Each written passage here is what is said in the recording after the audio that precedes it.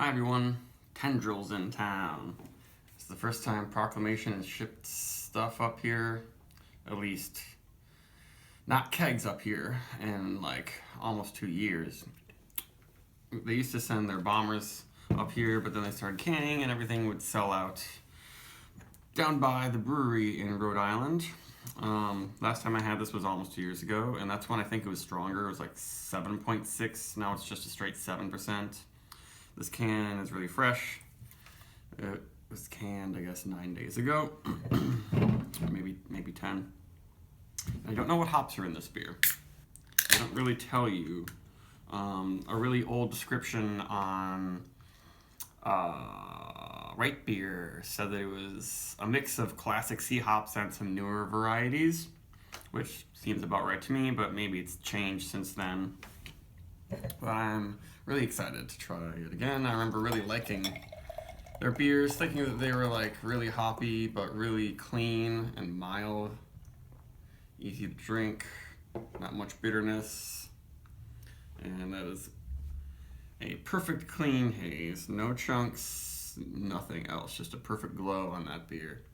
It's not ridiculously pale, it's a little bit of an orange color, and I'm getting some aroma already. The head looks really nice too. They have figured out how to can these beers really nicely. It appears a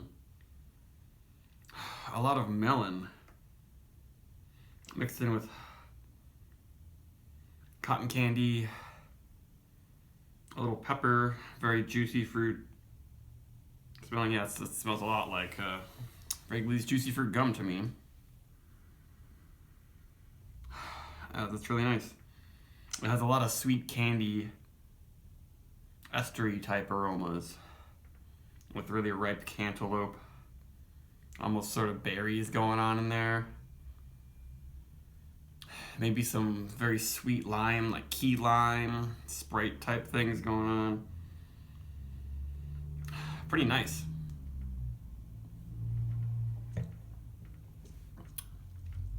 Not a huge thick body,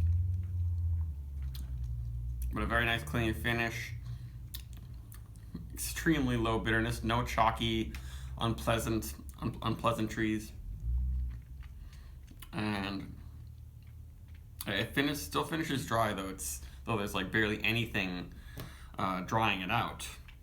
In terms of, iso alpha acids that have turned into measurable IBUs, and there's no chalkiness in the mouthfeel at all. It isn't super soft or very sweet. It's just like perfectly balanced for a 7% beer. No heat. I would almost think it was a little lower alcohol maybe. It has lots of flavor, though it isn't a formidable explosion in your mouth juice bomb thing it's full of rich, thick, juicy creaminess and dankness. It's a little bit more steady-handed, I guess I would say, but still definitely a very hazy New England IPA. It's really, really fruity. I would say melon is probably one of the bigger fruits that I noticed throughout.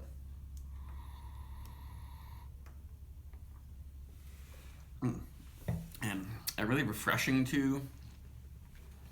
There is a little peppery spice though. That's gonna build up on your tongue. Almost a little bit woody. But really low impact, I guess I would say.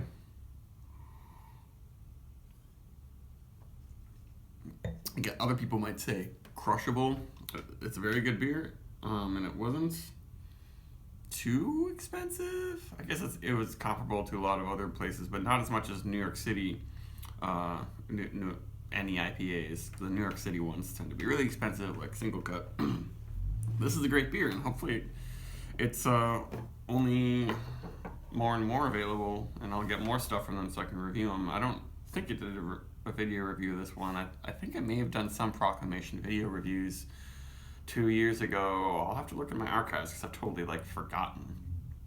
But I'm a big fan of them. It's not going to be really, really explosive, but it's really, really well done, extremely pleasant to drink, and these days it's almost more important in beers, and especially New England style IPAs. I don't want there to be a whole bunch of weird things happening in addition to big juiciness.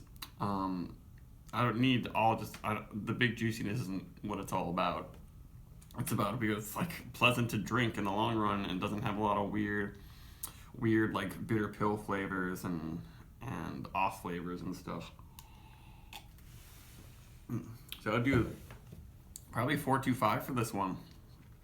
Somewhere between 4.25. It's highly recommended from me, but if you want a New England IPA that's not gonna be overwhelmingly sweet or overwhelmingly thick and chalky and powdery on your palate or anything like that, very nice, and welcome back to Boston Proclamation.